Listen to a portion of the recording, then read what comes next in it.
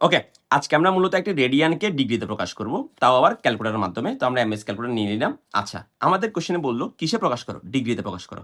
তার জন্য তোমাকে ক্যালকুলেটরকে ডিগ্রি মোডে রাখতে হবে। কেমনে নিয়ে যাবা? তুমি মোড বাটন ক্লিক করবা, আবার করবা, আবার করবা, আবার করবা। দেখো করতে করতে এখানে একটা ডিগ্রি চলে আসছে। কত আসছে? 1। 1 ক্লিক করো, ক্যালকুলেটর এখন ডিগ্রি মোডে চলে আসছে। বুঝবা কেমন? এখানে দেখো ডি লেখা আছে। ডি মানে ডিগ্রি।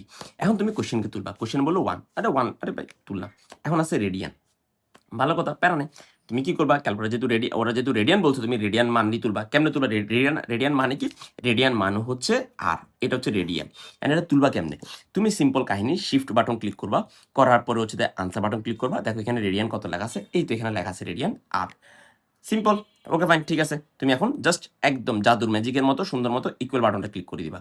করে দিলে তোমার একটা মান চলে আসছে 57 এত এত এত এত। এখন স্যার আমার অপশন তো মিলে নাই, আমার অপশন এগুলো আছে ডিগ্রি এত এত এত এত আছে, মিলে তো নাই। কি করব?